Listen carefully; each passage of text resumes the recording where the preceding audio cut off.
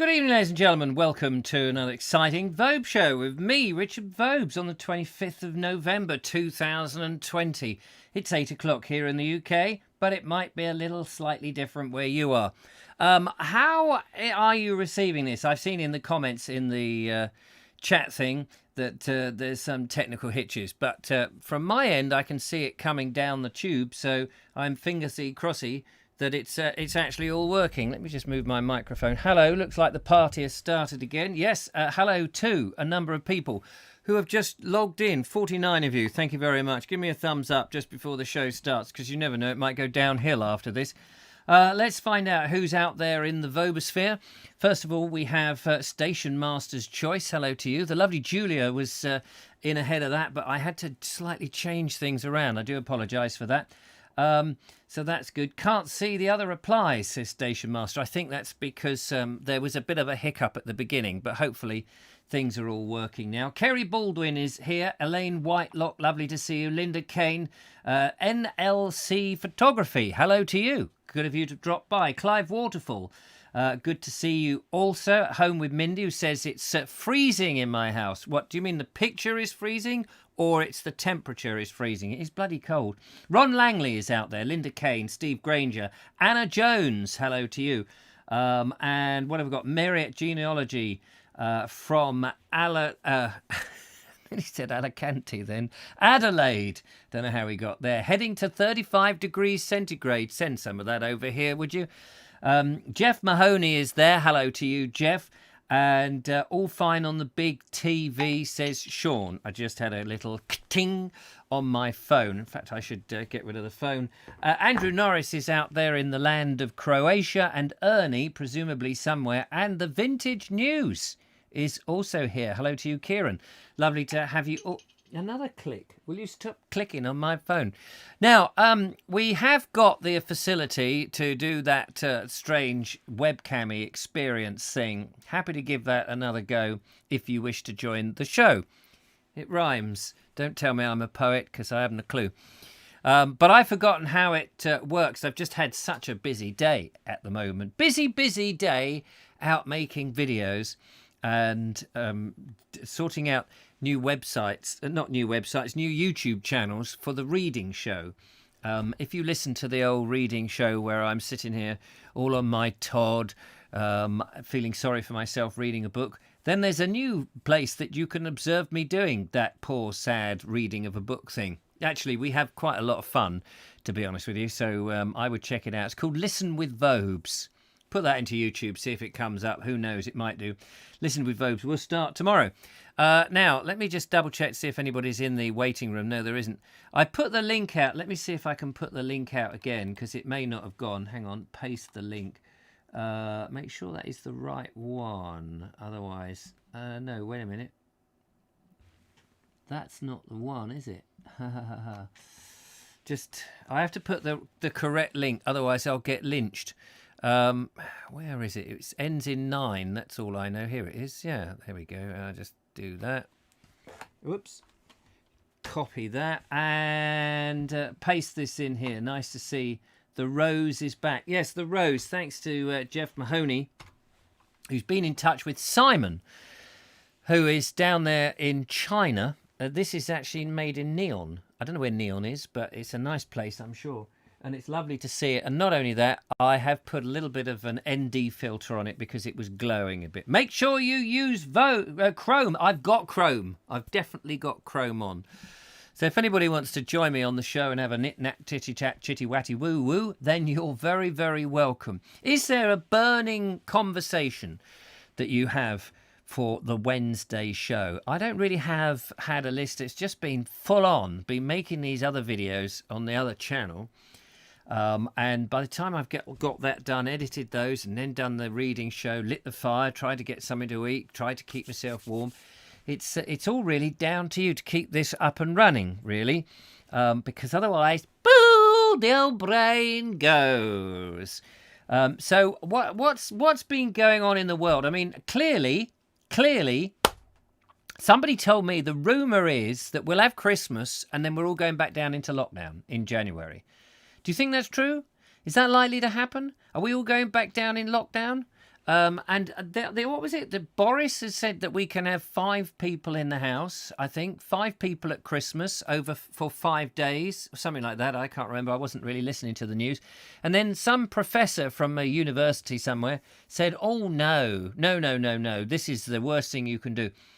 So I'm wondering who Boris is going to listen to. He doesn't seem to be listening to me. I send him a pigeon every day with a little scrawled message on the side. Did you see that poor little old lady bundled into a police van the other day when she was protesting about her freedom of her personal rights? She's an old lady. She wants to go about. She don't care if she gets a little bit of COVID. And she's just protesting. And about 4 burly policemen. Every other social media person is talking about it, it seems. It seems to be the only bit of news in the world. And they bundled her in. God knows what's happened to her. Have they let her out? I hope they have.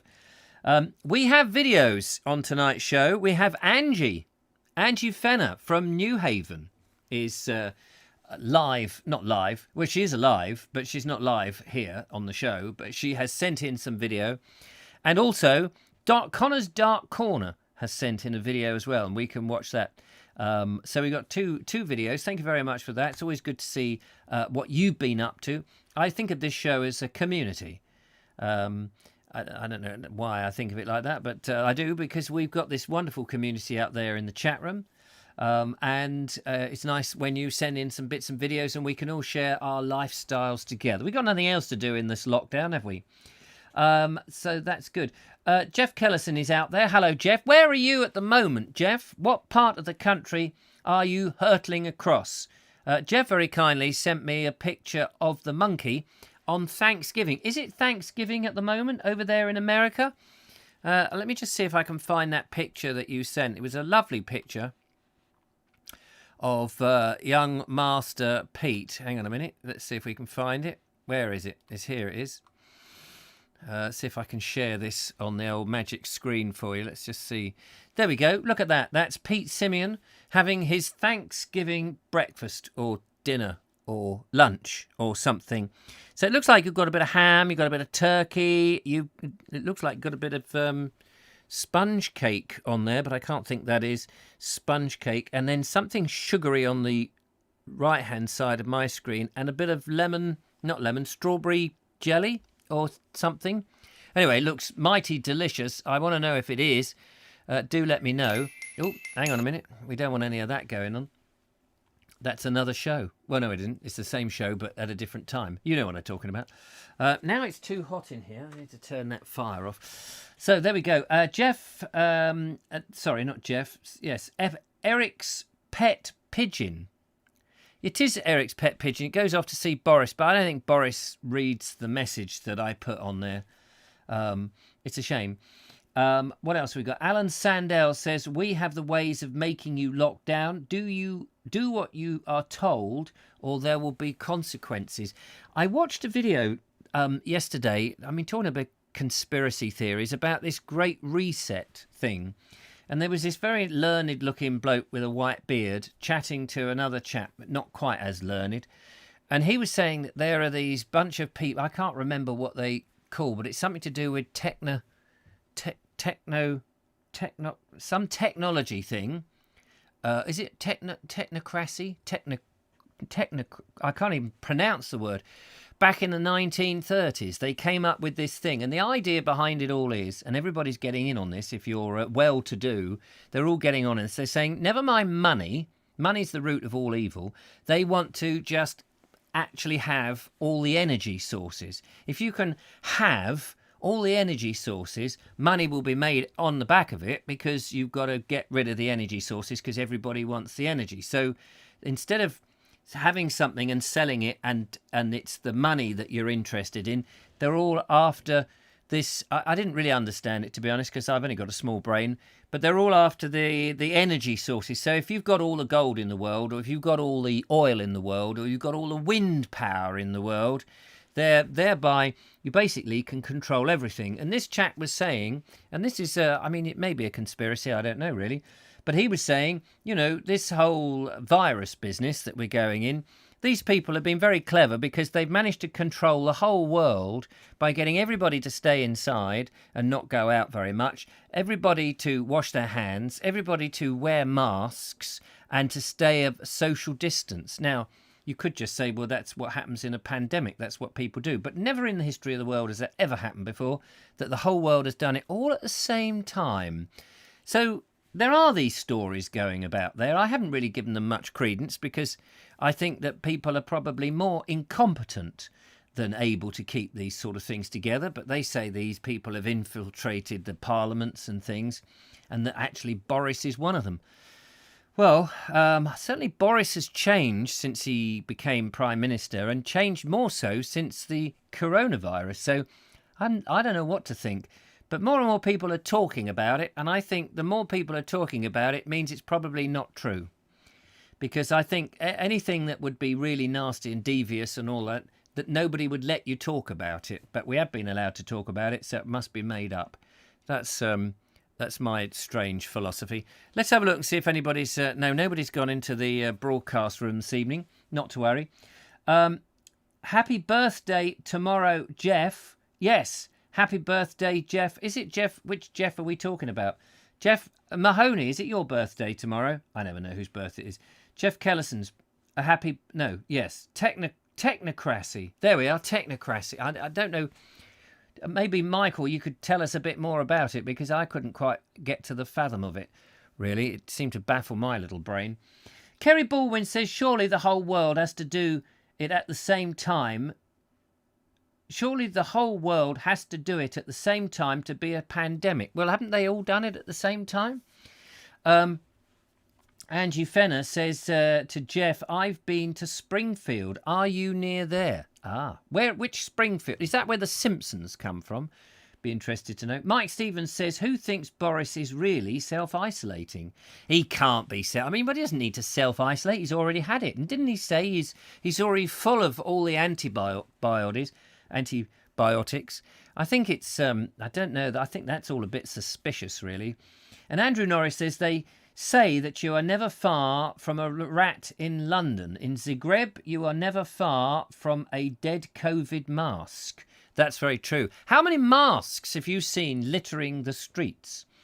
Isn't that one of the plagues of this country at the moment, or of our time, that these bits of plastic that are being made, paper and plastic, are now littering the streets? Wouldn't it be an irony if all that plastic somehow got into the oceans and started to pollute the animals, or into the wildlife, and it threatened our species because there's too much of that plastic all over the place? And which, that would be a bit of an irony, wouldn't it? I mean, it would not be a fun irony by any means, but it would still be an irony nonetheless. Robert Croser says, clapchap, bet David Icke has a word or two to do with it. Yet I think David Icke is a bit of a suspect character myself. I never really understood what he was when he was doing football. But wait a minute, has he? No, David Icke, and who's the other one who's on Most Haunted? That's another David, isn't he? Always a bit suspicious of these people who start one profession and then move on into a profession that is incredibly what was his name? The other David. You know who I'm talking about. He was in Most Haunted and then was caught out. Yes, you know who I mean. I can't remember his name. David somebody or other. And I always get worried about those people. They start off in one profession and then they decide, you know what? I'm going to be a psychic thing, or I'm going to start doing conspiracy theories. You just think, well, wait a minute. Is it Akora? David Akora. There we go. David Akora.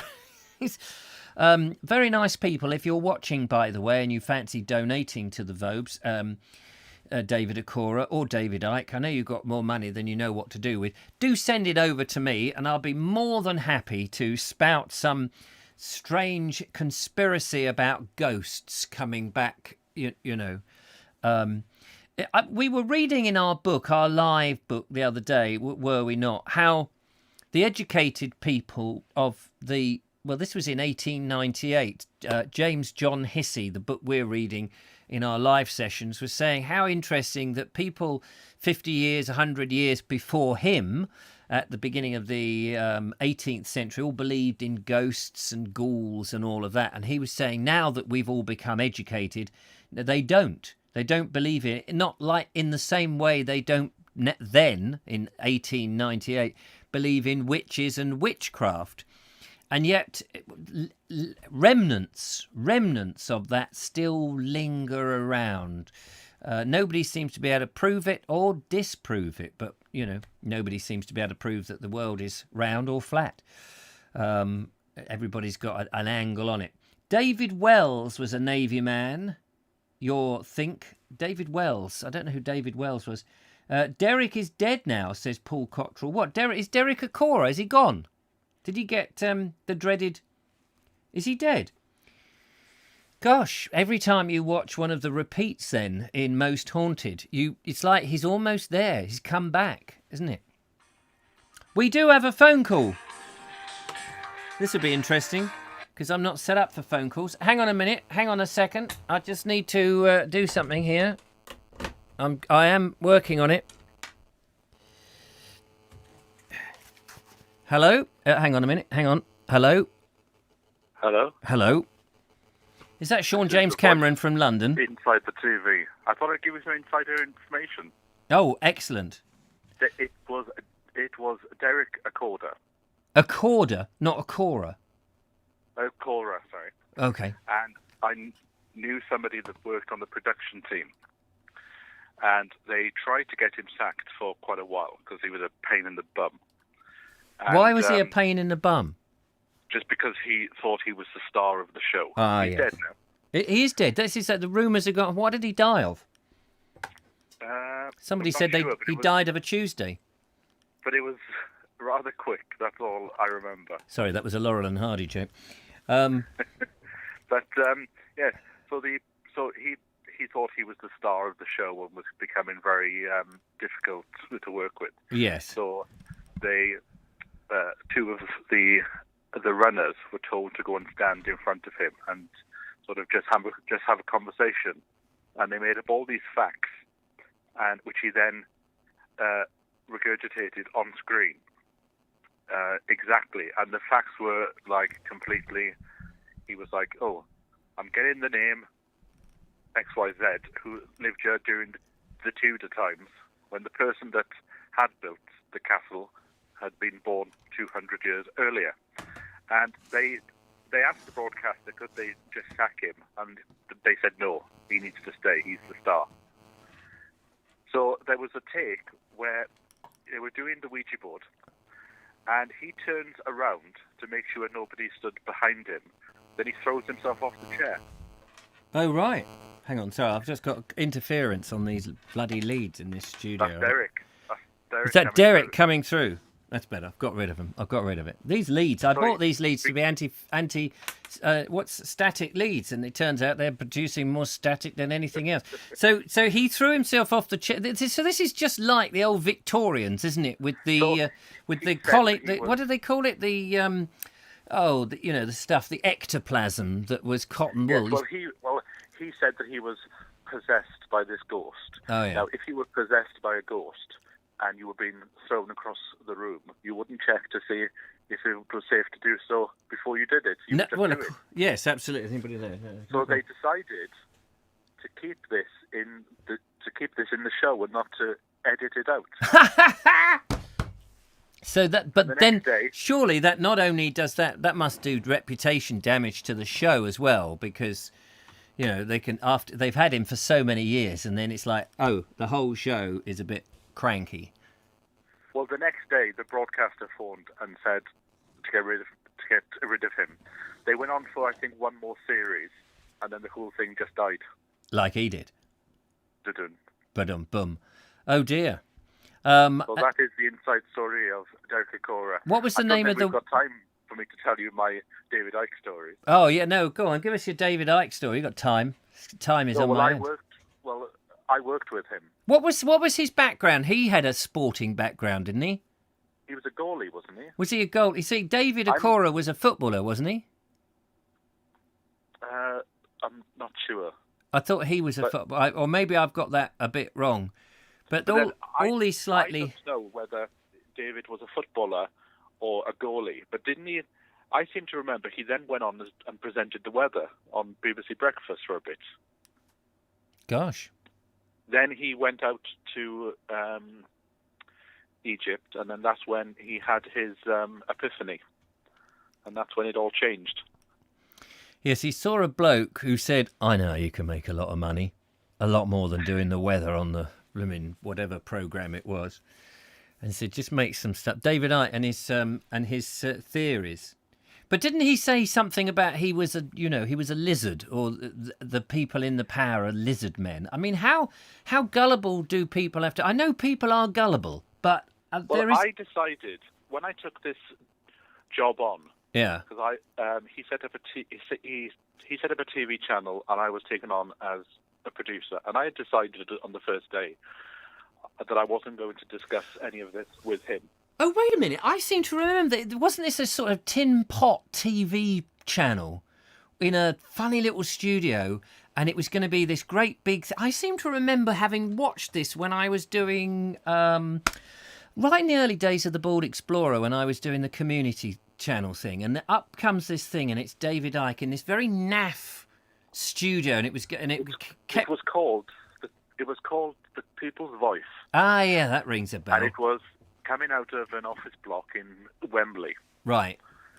And I got taken on in the October, and I had reservations from the beginning, because you don't need a 24-hour channel these days. You could just do a YouTube channel, but they insisted on having a 24-hour channel. Yeah, like people are going to watch at 4 a.m. I suppose that's the time people are more gullible, isn't it? 4 a.m, you're half asleep going... The reason why they said it was 24 hours was because from 1 o'clock till 5 in the morning, then America was in the evening. Oh, right. I thought you meant the lizard men were tuning in at that time. But there was just small flags that popped up. Like, they had one show that finished at 2 o'clock, and the next live so one live show, say, finished at 2, and the next live show finished at 3. No, let me get this right now. Yeah, get it right. One live show, say, from 1 until 3, and the next live show 3 until 6. Until I pointed out, how are they going to change the set in 60 seconds? They only had one studio. Yes, yeah. And they were like, "Oh, do you think we should have a second studio?" And it was like, "Well, yes." Otherwise, what was the nature of the shows? The nature of the shows were to give a voice to the voiceless. So it was stories that were never going to go on to the mainstream. Yeah. And for the first 3 or 4 months, it was excellent. We did stories that Channel 4 ITV didn't touch. There was one story in particular, and I'm trying to bring this back from memory, that a woman flew into Heathrow, and she was due to give birth, and the police went and arrested her. She gave birth, they took the baby off her, and then they sent her back to America. Now, what was interesting was we were doing stories that 4 weeks later then started appearing in the mainstream. Right. But in the beginning, nobody wanted to touch these stories. No. And we also did stories about Jimmy Savile before it all came out. And they didn't want to touch it because David Icke had a bit of a poisonous name, didn't he? Because he did sound... I mean, even then, I remember thinking, oh, this is that bloke who's a bit mad. I think they raised about £600,000 for it, but they were trying to do it in old TV way. So we had old TV cameras that cost a lot of money. Yeah. And it should have all been done on digital cameras and on the cheap. Yeah. But it was a fascinating experience, because we were doing shows, and there was one show that we did where Miss Whiplash came in. This what, Flash? And Miss Whiplash, the prostitute, she came in. Oh yeah. And she brought in pictures of the and I have to be careful with what I say now. Yeah. She brought pictures in of somebody very high profile in the government at the time, Right. involved with drugs. And when we broadcast these pictures, because we didn't have any sort of Ofcom, they weren't bothered with us at the beginning. Yeah. But when we broadcast this, the entire internet for Wembley went off. And as soon as we finished our particular show, it came back on again. Powers And that there was be. lots of strange things. I remember somebody came into the office and sat down by the side of me and said, "There's no point you doing that. We aren't going to allow that to get out." Right. So there was a lot of mystery men floating around. Well, it's very interesting. I mean, I suppose he's still there doing his thing, isn't he? I know he had some stuff on the pandemic, but he's a curious character, as indeed David Akora. Thank you for sharing those interesting memories of it. There you go. There you go. See, you get about, don't you? Well, I've been around the block a few times. Have you? It's a nice block, though. It is a nice block, unless it's, of course, filled up with traffic, and then it's not so nice. I've been around it enough times, though. I think I'll go down to the other block. I would. I'd take the shortcut next time. Lovely Yeah. to talk to you, All the Sean. best. Take care. Bye-bye. There we are. That's Sean from London, originally from Wales. I forget, Redruth or somewhere. Redruth? Goldstruth. No, Redruth's in Cornwall, isn't it? So that won't be it. Anyway, never mind all that nonsense. It's time for us to have a look at a video, and then we'll have a look at some of your interesting comments on tonight's show. And I'll check to see if there's anybody in the director's chair waiting to come on the webcam thing. It means I have to reroute a few leads and stuff, because this show is a little bit Heath Robinson. But we don't mind. We like a bit of old Heathy. So, ladies and gentlemen, let's go to Angie Fenner. We'll go to Angie Fenner, first of all, who happens to give us some footage of the calm seas, the beauty of New Haven down there on the coast, just along and south of Lewes in East Sussex. Take it away, Angie.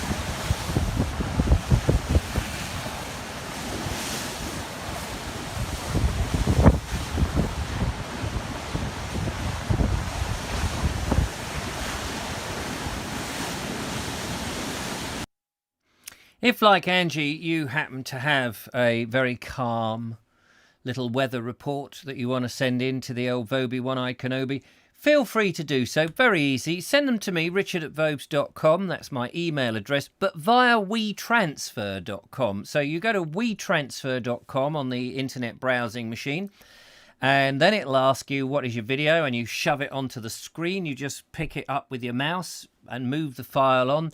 And then there's a box on the left, and you just simply say, send it to this person. My name is this person. They'll send you a little verification code on your old phone tingler. So you tap that in just to prove it's you, and within a few seconds or minutes or even hours, depending on how good your internet connection is, days if it's really bad, it will be sent to me, whereupon I will download it and show it on the show, and there we are. We all have a nice little relaxing time, and it'll be lovely. If you can encode it at 720p, if you know what that means, that's great. If you really can't understand all of that technical language, then just send it anyway, and I'll see what I can do. Thank you so much, Angie. That was absolutely brilliant. In the next show, Angie's going to send over one where she swims to Seaford Head and back in the choppy waters, and we get the lifeguard coming after her. Very exciting. Looking forward to seeing that. So do send in your videos. It doesn't have to be anything major. It doesn't have to be as exciting as choppy water at New Haven. It could be just something as simple as a police raid on a bunch of druggies. You know, something light-hearted like that would be always welcome, which is lovely. Thank you very much. Let's have a look, see what you're talking about in the old chat room, because I'm very nosy. Station Master's Choice says, new boy question, Richard, how do we send videos to your show? If you just rewind the thing, I just sort of mentioned, I know, I just came back a bit late there. Rick M says, Johnny Rotten exposed Savile, I guess that's Jimmy Savile as opposed to Savile Row, in the 1970s as well. But the interview was not aired until after Savile was dead. Oh, another piece of misplaced footage, I suppose. Justine Jones is commenting that it's choppy water. Chop, like that. And the lovely Julia has just given the same instructions I have. Well done, Julia. Thank you for that. As indeed has Andrew Norris. And so on and so forth. Alan Sandell says, I love all the moods of the sea. Do you know, when I was writing my children's book and I was sitting at home working and I didn't do my videos, this is some time ago now because I seem to be making my videos forever, I used to go down to the pier, no matter what the weather, just to get outside. And I used to love walking around the pier, perambulating around, peering down at the ocean or the channel as whatever mood it was in, choppy or whatever. And some days you just look at it and you go, oh, I could just throw myself in. Not in a suicide way, because it just looks so beautifully calm, warm and inviting. That was in the depth of winter. James Sean Cameron says, I like the shipping forecast, even though I haven't got a boat. Yes, it's nice to know what the boats are doing around the coast and preparing for the weather as it comes in. Michael White says you couldn't float your boat in that. Probably not. Not that one. I wouldn't want to be in a narrow boat in that choppy weather or water. And Anne Fenner says, just got out from having a swim and took this video. There you go. And she's now run off with the Coast Guard. So that's nice. Station Master says, rather sobering to see a rough sea at New Haven after the events of the weekend. What events at the weekend, Station Master's Choice? Just a shame about the loss of the fishing boat, RAP to the fishermen and their thoughts with the families. I obviously missed this. Did we lose a fishing boat at the weekend? I didn't hear that on the news. I don't actually listen much to the news these days. It's usually just depressing stuff. And I worked out that if you don't listen to the news, you don't hear people like... Oh, what's his name? Boris Johnson, the Prime Minister? What's his name? You don't hear the news that you've got to stay inside, wash your hands, save the NHS, take the country to ruin, kill all the people with cancer. You don't hear any of that, thank God, so I don't bother to listen anymore.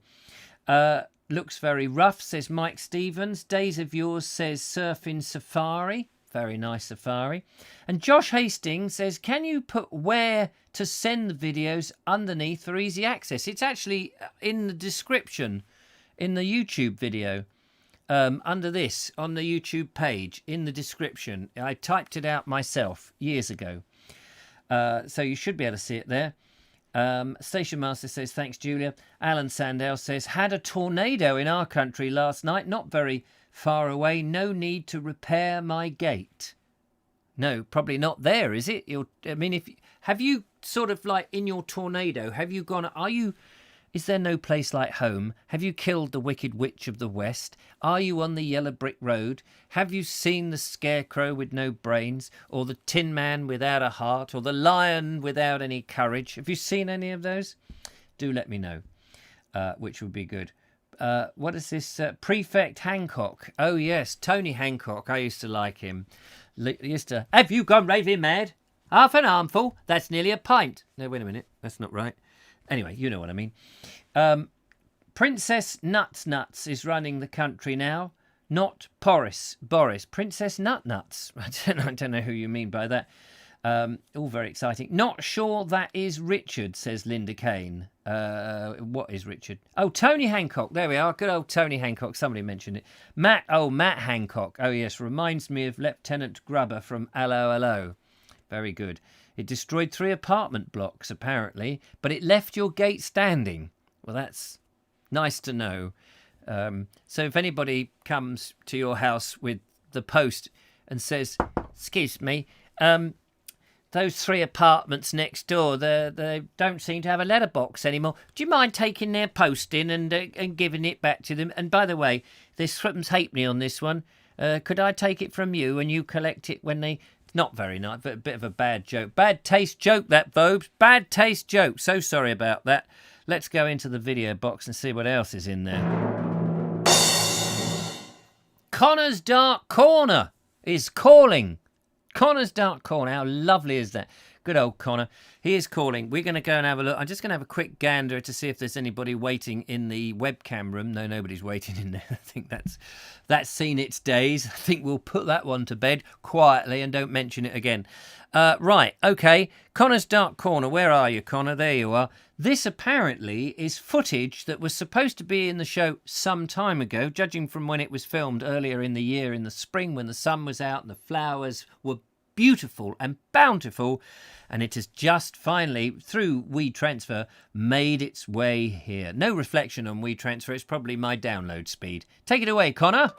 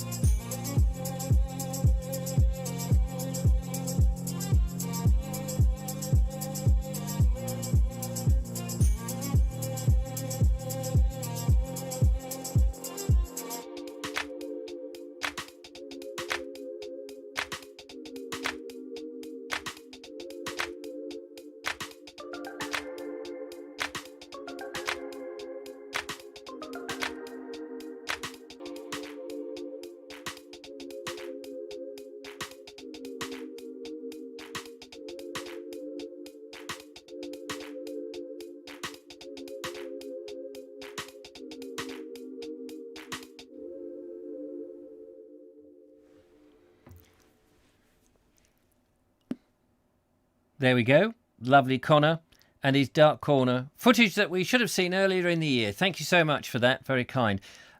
Sharing all that wonderful grass and sun and warmth. How delightful.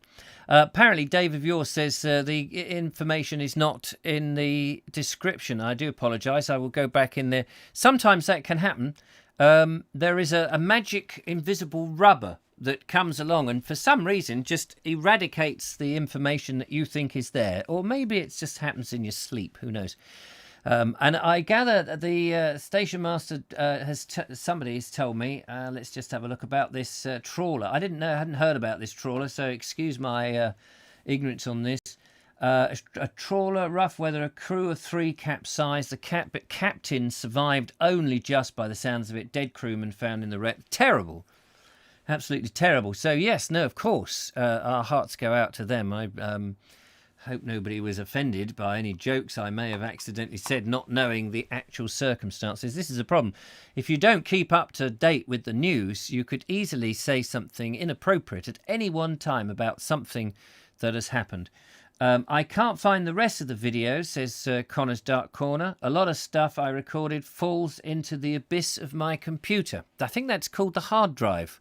I think that's what happens. It gets saved on the hard drive. What do we do with all this stuff? What do you do with all the stuff on your computer? With all the photographs and all the files that you take? Do you keep them? I've been thinking about this problem that I have. I have a problem. When I go out filming every single day, I take footage, lots of footage, and then I come back and I put it onto my hard drive, and then I edited it up, and then I upload the video, and that's in a file, and then I do the same the next day, and I've got all this digital footage. And I was thinking about this with the daily stuff. It's very, very rare that I need to go back and grab a bit of footage. And if I do, often I'll take it from the master edit rather than try and find the rushes. And so I've been filming, as you may have noticed, the Sussex border walk. And I've just been coming back to the studio, back to the edit suite. And I have one file that contains the pictures, the video, and one file that contains the audio. I'm holding up my fingers like this because I'm holding in imaginary SD cards. And I put these two SD cards into my computer. Now, normally I would take all the footage off those onto a hard drive and edit them.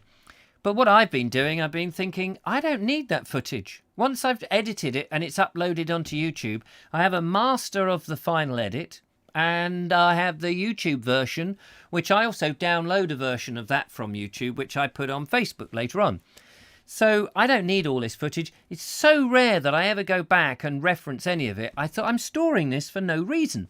So I now just edit from the card. I use them as the source. They go in, I edit the video, it reads the cards. Luckily my card reader is quite fast. So it reads the card. I master off the final edit from that, which sits on the computer on the hard drive. So I've got that. And then these cards get formatted, bung back in the camera for the next day. So I don't need any of that footage, don't need it. Just never have. And I know some people rigorously keep everything on the off chance they'll need it. And, I just think, if I need it again, I'll go and reshoot it. It's not a great problem, but I don't need it. But what do you do? What do you do with all this stuff? I've just come to the point where I think, I'm never going to look at this. I've got DVDs and CD-ROMs, drawers and drawers of stuff that I think, I'm never going to do. In the end, some of the early days on the computer stuff, there's files, and there's one with my son Billy talking about vampires. And it was hilarious at the time. We recorded it, but it was the size of a postage stamp back then. And we've often referred to this little bit of footage.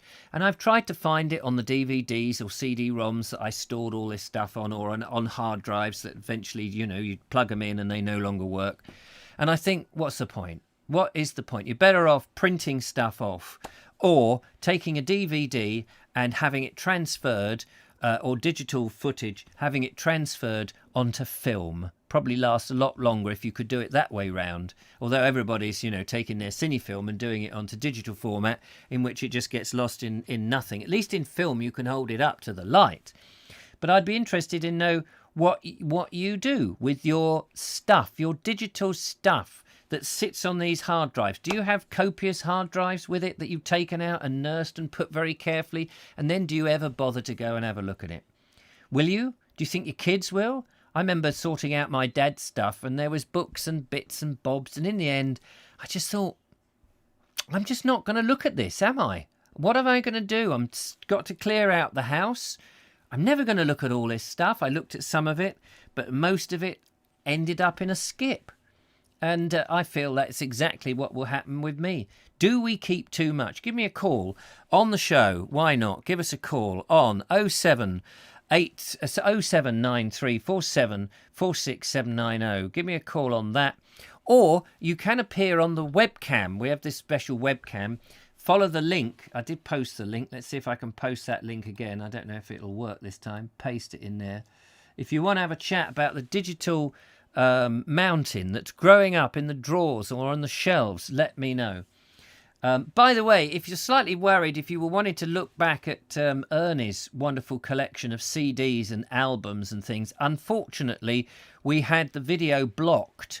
If you do make a video, please, please, please don't include commercial music, i.e. pop music, music that's available, out of the radio or on CDs and DVDs. You can only use non-copyright music because we were blocked and we had to edit that section of it out. No disrespect to Ernie, you didn't know that, but you can't watch that now because we had to remove it. So I'm so sorry about that because it had, I don't know what the music was, but it was commercial music. So there we are. Back up to my server and copied to an external drive, says the Vintage News. And then what? Then what? How many times I've copied things and backed it up, and I've backed up the copies of the backup and backed up the backup of the copies of the backup, and it's got my backup doing all these copies. What about a backup, Richard, in case YouTube shuts down? Yes, well, as I say, I do a master video. I've got a master video of it. I also download the YouTube version from their site, which is mine, because I upload that to Facebook as well. I'm due to do a clear out of Manic PC downstairs. There we go. You should see the amount of downloaded records I have for the family history, says Kerry Baldwin. Give us a call on 07934746790, or you can join us in the... No one's joining us in the thing, so that's a waste of time. Linda Kane says, but I thought you didn't like throwing things away. I don't, but the house is creaking under the seams. I don't want to be a hoarder. I want to get shot of it. Books. I love books. I love tangible things. But digital stuff, it's a pain. You've got it somewhere. But where? Oh, my God, where? I can go to my shelf. You can say, where's that book by H.V. Morton? Or in, Narrowboat that Linda Kane wants. And I'll go, yes. It's just over here on this shelf over there. I know where roughly to find it. And if it's not on that shelf, it's on this shelf up there over here. Look, hang on, I'll show you exactly where I mean. It'll be up there on that shelf or that shelf or that shelf above it, or in the copious shelves in the other room, or in the shelves of books in my bedroom. But digital stuff. We keep, rubbish. At the moment, I go through my files, and every time I do a thumbnail, I've got this directory full of all the old thumbnails. I'm never going to use those thumbnails again. Why am I keeping them? I've got so many images of me, I don't need those. It's ridiculous. Joss Hastings says, digital, lost in space, we're doomed, no memories. Exactly. Sold a lot of vinyl records, taking up shelf space. At least digital stuff is less room, says Rick M. Yes. How will anybody following you ever find it and know what's what? Sorry, Richard, we'll do it next time. Oh, that's okay. No problem at all, Ernie. I just felt sorry for you that we had to remove it from the video because, it was YouTube that told us, because it just said blocked worldwide at the end of the video. People couldn't watch it. What else? Vintage News says, no, you just keep a central store and archives offline so you never lose it. Yes, I imagine, Kieran, that you're quite good at labelling everything. You see, I'm crap at that. I'm rubbish. I mean, things just go into a file. I go, where's that picture? Lee sent me a picture of such and such, and I need it now for the... Where the hell did I put that? I can't remember. Where is it? It's amazing the videos that I make actually have any coherence whatsoever at all, really. Clive Waterfall says, got a few home video tapes in various formats that I hope to collate in my retirement, assuming you can find something to play it on, of course. Starts next Monday. Oh, good luck with the retirement for that. And get a local firm to digitise so I can edit it in watchable format for the kids.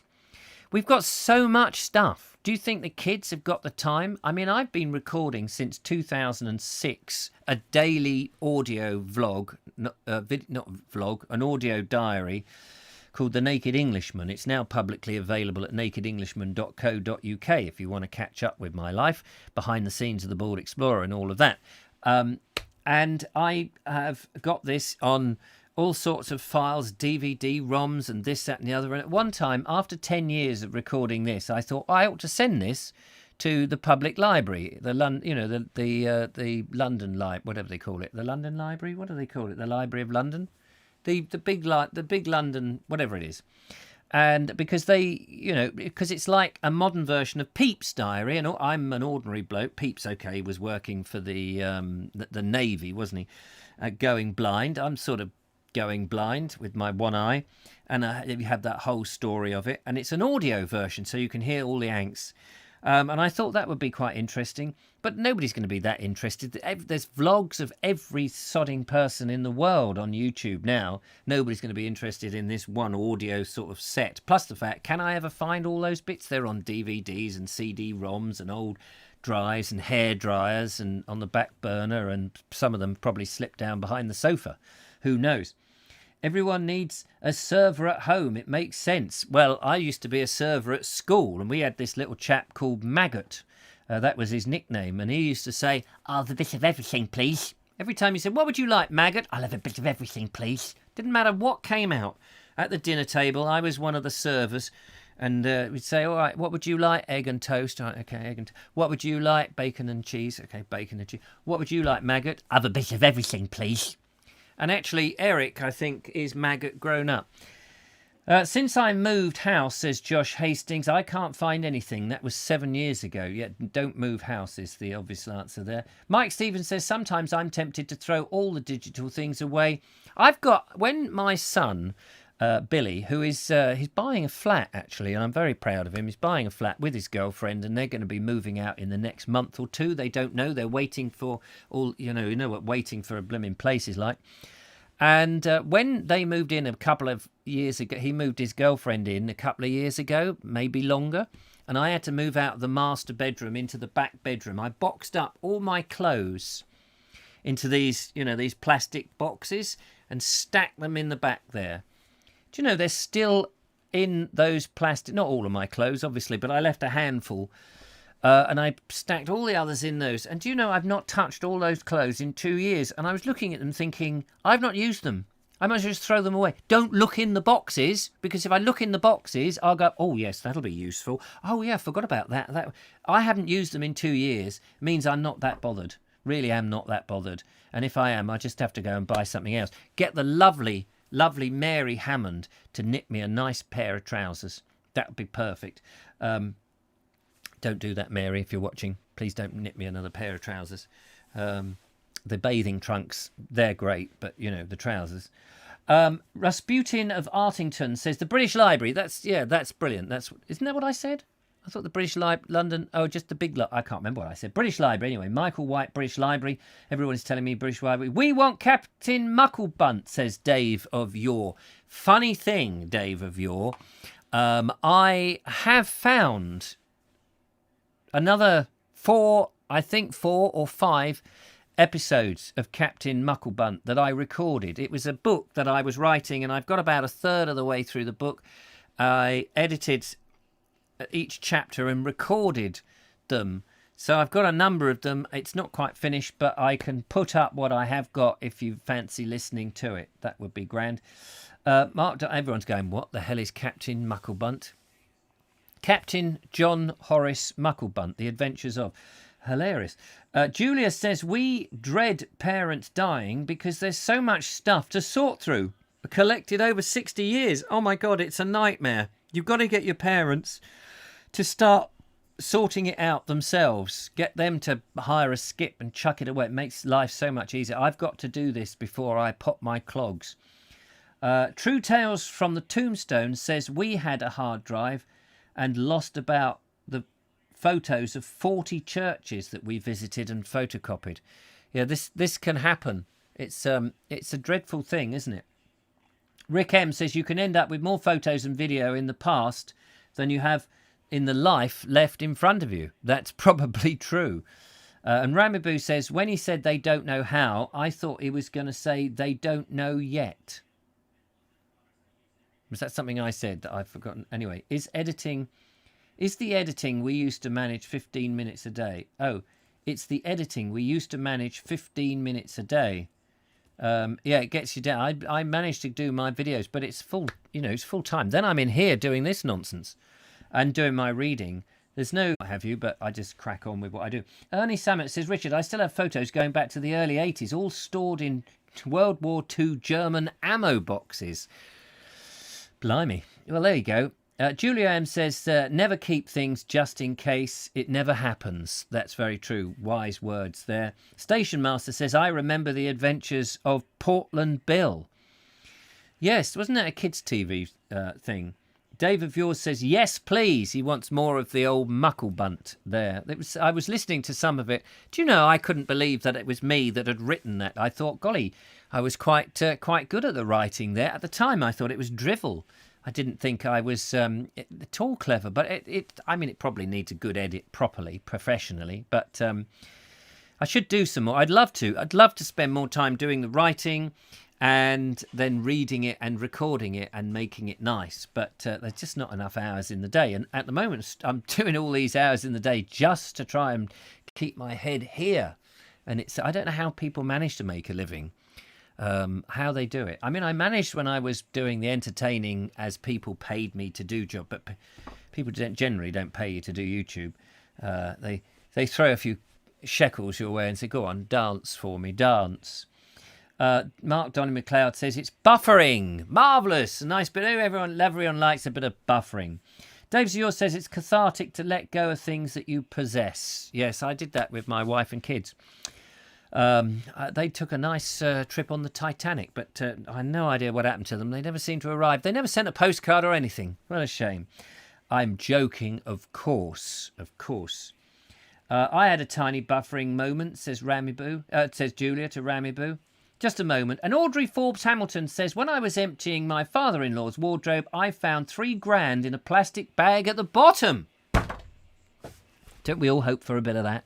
Don't we all hope that there was a nice little nest egg? Never found anything. My father, whose house my sister and I went through, we looked to see if there was a family heirloom of any description whatsoever. There was this slightly interesting but not very valuable watch that didn't work. Everything was tat. Everything was tat. Even his books were not really worth keeping. I did keep some of them. And it was a shame. He had nothing to leave. He did leave his mark on the world. He probably saved people. He made these aerials that were for all sorts of different purposes. One I think I mentioned before were in life jackets and actually probably saved some people's lives with his designs. But nothing that you could recognisably go, that's what he did. And isn't part of life to leave some record that you've been on this planet, that you've done something, you've achieved something that others can learn from you? If only not to follow in that footsteps. Don't do it that way. For God's sake, don't do it the Vobes way. Do it a different way. Surely that's part of it. I'm not saying that we all have to be geniuses, but having something that we have created, is that not a sensible thing that we should be doing? But everyone on here is buff, says Michael White. I don't know what that means. So, yeah. Anyway, nobody's going to ring me on 07934746790. Let's just have a quick tinkle in the. Oh, there is somebody in there. Wait a minute. There's somebody in the room. We are going to go and get you out of that room. Hang on, I've got to do a number of things. Please don't panic. There's somebody. Well, I hadn't noticed you'd gone in there. I've got to do a couple of interesting things. Hang on, where's the? There is somebody there. Let's just go. I'm just going to add you to the scene. I don't know whether you can hear me, see me, or whatever, but we'll give it a whirl. And I'm going to go into the brow. Oh, you're on a big screen. Hang on, let's just move you down a bit and fit you in the box. You're supposed to fit it in there automatically. Can you hear me, whoever you are? What do I need to do? Do I need to... I don't think... Hello? I can indeed, yes. Oh, wait a minute. You can hear me through the push to talk. There we go. Can you hear me now? Delay. Somewhere there's a volume control with your name on it. But I can't find it. Oh, what? There is an easier way of doing this, apparently. But we've chosen the more difficult way. Could you say a few words for me, sir? Huh. Can you? I don't know if you can hear me, but you you A need few to. words. Oh, well done. You need to be listening in the room that the link was with, and not on YouTube. You won't see me in the room. That's the weird thing about this. But if you're what's the How's word I was that? trying? Then you'll be able to hear me That's in a real bit better. time. I think we can hear you. I think people out there can hear you. How did you find that, Alan? Are you there, Alan? Is that Alan?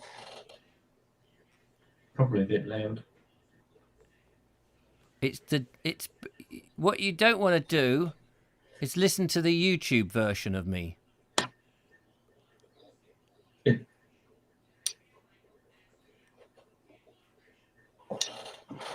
I've got that volume turned off now. That's better. Can you hear me now? How's that? Yeah, that sounds good. Can you hear me? Can you hear me? No. And now I can't hear you at all. This is all very. This is the part of the show that becomes the most entertaining as we try and work out how the hell it is that we can communicate with. We could do this on Skype. It would be so much easier. But no, we've chosen the most complicated method on the planet. Hang on a minute. Have I got this? No, that lead is in the right. That's in that hole that goes in there. Isn't it, I though? hear you. You hear me. Are you listening to me on the link, on the browser that you put the link into? There might be a delay.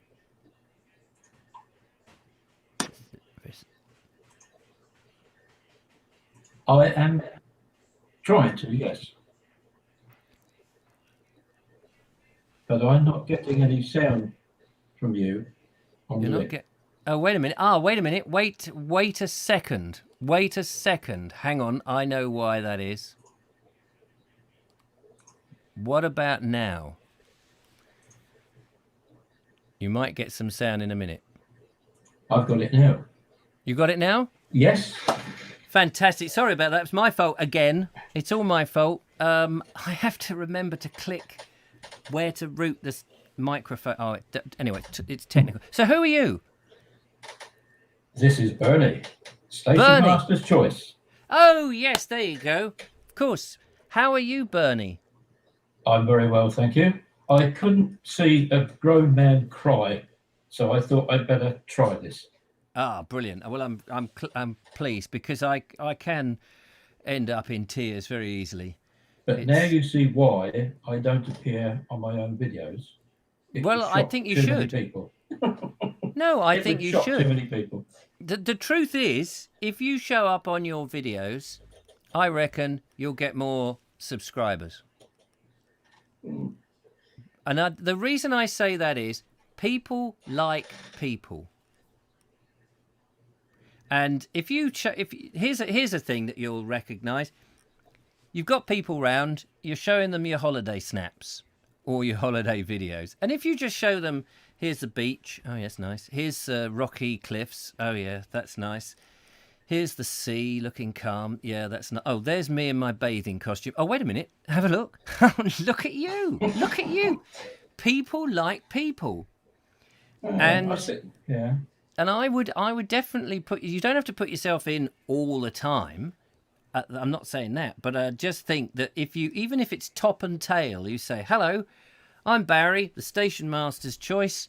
Today I'm going to take you on this walk to such and such. Come on then." And then you turn the camera around and you do the rest of the walk. And then at the end you can say, "There you go. What did you think? Interesting. My favourite bit on that walk was blah blah blah."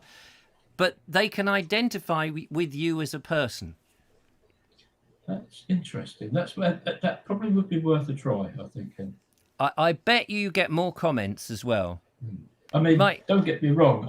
I don't do it for money or anything like that. It's just an extension of my hobby that my daughter persuaded me to try. Yeah. And it kind of got me hooked. Excellent. And it's a very easy thing to get hooked on, and it's great fun. And you're doing a service, because people get something out, especially, I mean, I know I glibly said there's a lot of people walking around filming stuff. I know you didn't mean that in any bad way. No. But it's a record, isn't it? It's a record. In 10 years' time, people can do that same walk and go, my God, that building's gone. Or those trees have gone, and look what was behind it. We never knew. And I think it's interesting from the point of view, too, that people can see several people's interpretations of a place, and not every one of us is going to see it the same way. No, absolutely. I think I said something similar in the... it's like the news, isn't it? You have a news story, and every channel will do the same story, but they'll all do it slightly differently, and it doesn't mean to say that once the story's been done, that's it, nobody's interested. So I would definitely... Now, your background, tell me a bit about your background, because that's what's interesting. You were working as a station master, weren't you? Actually, my background is in public service vehicle driving. I was on Eastbourne Corporation buses and coaches for over 30 years. So I'm a volunteer station master. Okay. And I work at Bodgham Station on the Kent and East Sussex Railway. Oh, lovely. So it's a heritage railway? It's a heritage railway, yeah. So that's, I mean, of all the things to volunteer to do, who's going to volunteer for all these new trains in which everything's computerised? How lovely to... how lovely to, work, with the wonders of steam and those early Victorian... magnificent monsters that used to run on the iron rails, but also to dress up in all... Do you dress up in all the gear? I have a station master's uniform, yes. And I bet that's made of real wool. No, to be honest with you. Oh. I remember doing a cheapo black suit with a coat. But it's the hat that costs more. Oh, right. Fair enough. I was just thinking back to the days I used to do extra work, and we'd dress up as a policeman in the same era. And the policeman's costumes that we used to wear were these genuine heavy woolen blooming things. And by golly, in the summer, when you're waiting to do your turn on Poirot or whatever program it was, you'd be sweltering. So it's probably a good idea that you're not wearing that sort of stuff, because there you are on the station all day. Traditional station masters would have had proper heavy suits. Yes. And then when my dad was a signalman, his uniform actually was the same as my first set of winter uniform trousers on the buses. They were made of this thick serge material stuff. And boy, does that make you sweat. Whoa. Dear, oh dear, yes. You probably needed a bath several times a day. I would think so, yeah. Yeah, absolutely. So you've got a nice visage of hair under your chin there. That must make you look very good when you're dressed up as the station master? Well, we like to think that we do the job properly. I mean, I know I've always worn a beard, but there's something about a country railway where you always get this impression that the station master has a big bushy beard. Yes. Actually, I shaved about 4 inches off of it a few weeks ago. So right. Yeah. I think that. I mean, I don't know that I could get away with a beard at the moment, but maybe when I'm a bit more senile, it would suit me. I'd fancy a nice clay. You don't have to have much on top to get away with a beard. Ah, there you are. You see. There we are. The old bald explorer. I could still do that with a big facial fuzz coming round. I mean, I love it. You see the old Mr. Porter, Will Hay films with Morse Marriott and who was the other one? Morse Marriott and Graham Moffat. Moffat and next train's gone. Exactly. And he was only in his 30s, wasn't he, or something like that? He was much younger than he appears. So, yes. Last train's gone. That's it. Loved those films. They're absolutely hilarious. Funny enough, that's the title of my video that I put up a couple of weeks ago. Is it? About the last day of operation of the trains at the station for this year. Fantastic. I also belong to the station group. We do the maintenance as well during the winter and the gardening and everything else. Because of the station's association with Guinness hop farms, we have a team of us that look after the station and the grounds. We have our own hop garden. It's a small one, and we have a station master's garden where we grow our own vegetables and things like that. And there's a beekeeper who's got a couple of, what do they call them, apiaries, is it, down the bottom. And Oh yes, we apiaries. had the first lot of honey from that this year, and it was beautiful. So do you brew your own beer? I used to, but not anymore. Oh. I don't really drink very much these days. No. I like a bottle of Harvey's Christmas ale for my Christmas dinner. So, well, you might be able to do that for 5 days at Christmas if you're lucky. If Boris lets I might be able to, yes. Yeah, get some of that. And so, yeah, what do you do with the hops then that you grow? Well, because it's a very small vineyard, that's what's on the opposite slope across the Rother Valley now instead of the hops.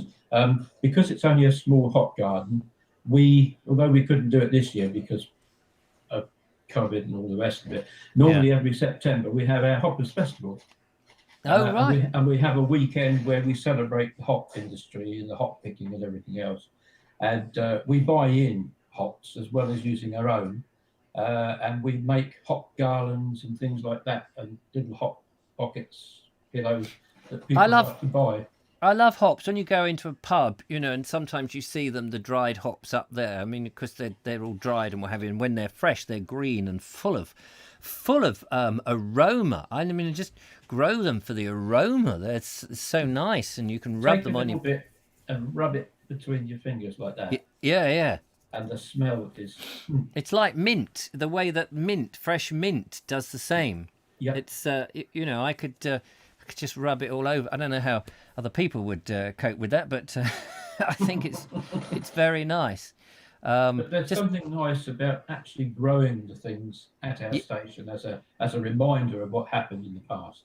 Yes. Yeah, so is that what they did at the old these country stations? Would grow some of their veg and. I mean, I can't imagine why they wouldn't. Probably not. Bodgem was only a small wayside station, so it didn't even have a station master's house. Back in the days of the Colonel Stevens railways, they had what they called station agents. They didn't call them station masters in them days, and they usually lived elsewhere, but they came down and did the responsibility for the station. We call it the station master's garden. Because we just like to show people what the sort of things that would have been at a typical country station. Yes. Excuse me. And how many trains are running, or presumably in the season or just at weekends? Or we haven't been able to run, obviously, the kind of service we would like to this year. Yeah. Normally, at high season, we would run 5 trains a day. Gosh. 7 days a week in August, and probably 4 or 5 days elsewise, but we've only been having to run 3 days a week. Everybody very carefully allocated seats because of COVID. We're now sweating on our Santas. If Kent and East Sussex, as I think is likely to be going to tier 3, there's going to be an awful lot of disappointed families out there who won't be able to have their Santa treats this year. Yes. But until we're planning to operate them from the 5th of December. But this lockdown and everything else means we can't even do any work at the station at the moment. All we can do is a security patrol to make sure the place is, safe from intruders. Yes. You get many intruders? Unfortunately, we have lost a fair bit of equipment over the last 2 or 3 years, yes. Because Bodgem's out in the middle of nowhere, as some people would say. So, we've got CCTV and everything now, but the trouble is, being in a rural area, by the time somebody's spotted an intruder on the TV screen and they call the police and the police come out, whoever wants something, they're long gone. Got that far, could be long gone. But I have to say that since we've got all the new security equipment, and there's some bits that I'm obviously not going to say in public. No, of course. It has been a bit tighter. Josh is asking, where is the station? Can you just tell me the name again? It's Sorry, being from Sussex dialect, Bodgham, it's actually spelled Bodiam. Most people would call it Bodiam. Oh, as in Bodiam Castle. That is the view from my office window. Is it? Oh, Yes. So how do you pronounce Bodiam again? Bodgham. Bodgham. Yes. Bodgham. Yes. Brilliant Sussex dialect. I've been trying. We're reading a book in our live, and these dialects keep coming up, and I'm rubbish at them. They all get a West Country by default, I'm afraid. But the Sussex dialect is well, clearly it changes from which side of the county, like most dialects would do. Probably from village to village to a certain degree. Yeah. So it's great that it's still being kept alive. There's three main variants now. I think there's West Sussex, Mid Sussex, and East Sussex. And my granddad was a good old country man. You know, he double broad Sussex. Double broad. Very sadly, I have very little left now. I've spent too long with people who don't talk like that. Yes. But, yeah. You know, I like to think I've still got a little bit of it left. Yeah. No. Well, it's good that you're recording your videos then, because you know these dialects, as you say, are dying out, and so at least there is record of it for people to hear, rather than the. I mean, I talk in what I consider to be fairly standard, you know, dialect free, which is a shame really, because I always have more fun when I'm putting on a dialect than my normal voice. Yes, it is much better fun that way.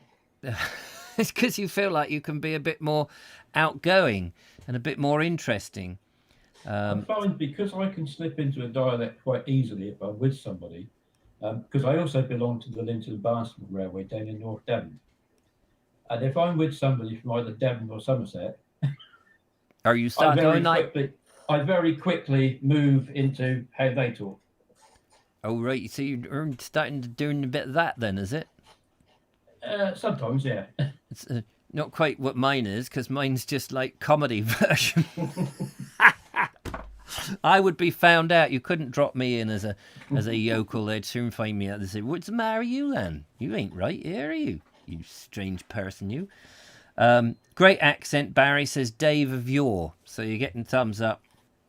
I think that's meant for you. I think that's for you. I don't know about that. Well, if it is, thank you very much. Josh says, I met someone from the Science Museum and guessed he was from Sussex. He was from Brightly. Where's Brightly? Ah, does he mean Brightling? Oh, Brightling could be. Yeah. Mad Jack Fuller country. Yes, I've done I sent you the link, didn't I? We both have. We have done, but I need to do some Board Explorer stuff round Brightling. That thing I sent you was ages old, when I was on my unicycle and things like that. Dear oh dear. Days of Yours says it is for Barry. Good, great accent, Barry. So there you go. How about that? Bernie. Yeah. Not Barry. I think I may have said Barry by mistake. I get very easily confused when you're on here. Well, you've got 100 odd people to try and remember their names. That can't be easy. It certainly can't, Bernie. Bernie, I've got it now. So, Bernie, tell everybody your YouTube channel so they can tune in and have a look at your videos. They will find them very, very amateur compared to yours, but the channel is Station Master's Choice. Station Master's Choice, you can't miss it. Don't worry about it being amateur. We love all types of videos, and YouTube has that spectrum for everything. And it isn't really about making it any, you know, I come from a background of having done this when I was 13, and you just, you know, you adapt and change, and I have my way of working, and there are many people who are far, far superior to me, and I think, oh my God, I'm useless.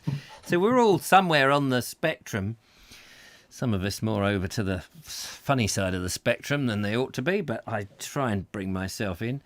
I think what you do is excellent. There's a good mix of the serious stuff and the comedy, and I think it mixes very well. Thank you very much, Bernie. Well, I do suggest you put yourself into the videos if you can, even if it's just an experiment. See how it goes. I really think that you will find that people will be interested. Well, I'll probably try that. I mean, I won't be out on the road again filming until next year now, because I've got enough stuff from my Welsh visit that's keeping me going through the winter. I put out a program every couple of weeks from that, and there's enough there to keep me going. But yes, when I'm next out on the road, I will certainly bear that in mind and give it a try. Definitely worth a go, yeah, sure. Well, we look forward to watching your progress. Thank you very much, Bernie, for coming on the show and doing the webcam. It's a shame. It's helped stop you crying. Yes, well, it did. I've only got the one eye, but I do have both tear ducts, funnily enough, which is weird when it sort of makes the fake eye cry, because it's like with onions. You know what it's like? You go, oh. One eye sort of doesn't like it. The other one's going, yeah, so I can cope with that, mate. No problem. No problem there, which is all good fun. Anyway, I think everybody's appreciated you coming on. We love it when first-time appearers, whatever your first-time guests, however the technical wording is, appear on the show. It is great fun. And what I hope is that people find this a community thing rather than just me buzzing about, because I'm in everything, so... it's nice to take a bit more of a back seat and have... Well, I'm one of the most nervous people about doing anything like this, so I think if I've taken the plunge, others should be able to as well now. Absolutely. I've broken the ice. You've broken the ice. I don't know where you get it repaired, but I'm glad you broke it, and thank you so much. Somebody tell me, because I've got loads of bits down on the floor now. Well, be careful when you get up, because you might go skating off. Yeah. Ladies and gentlemen, there we are. That is Bernie, Station Master's Choice. Check him out on YouTube, and you'll see a different side of Sussex, which is fantastic, all round Bodiam Castle. And do we get to see your station, by the way? There are 3 videos from this year which you see my station, because I give you a guided tour of it, both beginning and for the hoppers. Most of my videos up to now have been covering the whole of the Eastbourne seafront where I live. Beachy Head, the Eastbourne seafront, the harbour, and also some films exploring the Pevensey Marshes and talking about the history of the Norman invasion and even the Romans. Wow. Not in any great detail, but just trying to give you an impression of what it was like when they came over. Well, I think, to be honest with you, if you put too much detail in, people fall asleep. I think if you are more general... just as you're doing, you whet people's appetite, and then they can go, well, I think when people stand in front of a building and then start reeling off 20 facts about it, that by the time they've got to fact number 7, the people have either detuned or fallen asleep. I think it's so much, and this is where personality comes in much more, and people start relating if you're talking about whatever it is, and there's some connection with you and that place, even if it's just, I love the brickwork on this building because it is like, I think people find that much more interesting than, I've seen plenty of videos where people just turn up and they go, this was built in 1874 and it was done, and you think, and so, but when you're engaged in it, and you're going, it may be built in 1870, but what an amazing building to be, think of how they must have done it with the scaffold and this, and that's my approach. I try and be a bit like that. Yeah, absolutely. Because I am interested in the older buildings and the different architecture that you find on the way around. So I do, and I will mention it. Yeah, definitely. And the enthusiasm will come through, and that's what people like. Vintage News has got to go. Goodbye to you, Vintage News. Nice to have you there. People are going to go and have a check out on you now, so be prepared for a big surge on the Station Master's Choice. I've got to go and sort out my thumbnail for tomorrow's video, so I better hang my hook. But thank you. I'll close this page for now, then. Yeah, nice to see you, Bernie, and look after yourself. Thank you, Richard. Thank you. No problem. There we go, ladies and gentlemen. That is the amazing Bernie. And I don't know how to switch Bernie off now. Because once he's there... Oh, wait a minute. I think there's a button here. I do that. I think that's done it. Anyway, ladies and gentlemen, it's been a great show. I hope you've enjoyed it. Thank you so much. You don't need to call in now to turn that off. Your participation in these shows really helps, because sometimes I sit here and I think, oh my God, what am I going to talk about? How do I keep all these people entertained? And our conversation, you see how easy it is? Our conversation is what makes it work. It's been a thrill. Julia M says, glad you joined in. Thanks to Bernie. Well done, Bernie, says Dave. Love the tours, says Josh. Kerry Baldwin says, oh, it sounds interesting. I shall go and have a look. Roman says Mark, Romani, says Mark Donny McLeod. Just subscribe to your channel, Bernie, says Andrew Norris. Damos says subscribe. So say it's worth coming on the show, isn't it? You should go to the station and interview Bernie, Richard. Do you know, I'm walking around Sussex. I'm going to be getting to Eastbourne, but maybe by the speed I'm going, Bernie's beard may be down on the floor. But that would be fun, actually. It would be great to go and do exactly that. I absolutely agree. I've gone from there, says Station. Well done. I've noticed you've vanished now. And Elfwald says, enjoyed Bernie's call and the show. There you go. Best of luck to you, Bernie. We'll keep in touch. Keep me up to date with what you're doing. Is there any film you're doing of your circus skills, says Justine Jones.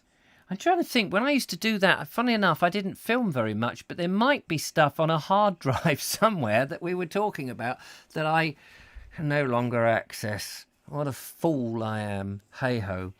Anyway, there we go. Take care. Hope you have a lovely evening, the rest of whatever is left to you. Look after yourselves. I will be out and about as the Bald Explorer tomorrow on a release video. There is another reading session, but we are on a new YouTube channel, not on the Richard Vobes Bald Explorer channel. The reading ones where we're reading the books, that will be on a YouTube channel called Listen with Vobes. And that you should be able to find that, but we'll put the link there's a message on the Bald Explorer channel. It's the best thing to do. And thank you very much to the lovely Julia and to Judith for moderating. Of course, thanks to Bernie. Thanks to Sean for ringing in and telling us about David Icke. Interesting stuff. Thanks to you for coming in and doing all your typing and keeping the chat room alive. And thanks to all the thumbs ups and all of that. But from me, it is time to say arrivederci. Thank you for being here, and tutty bye until tomorrow. Ta-ta, bye!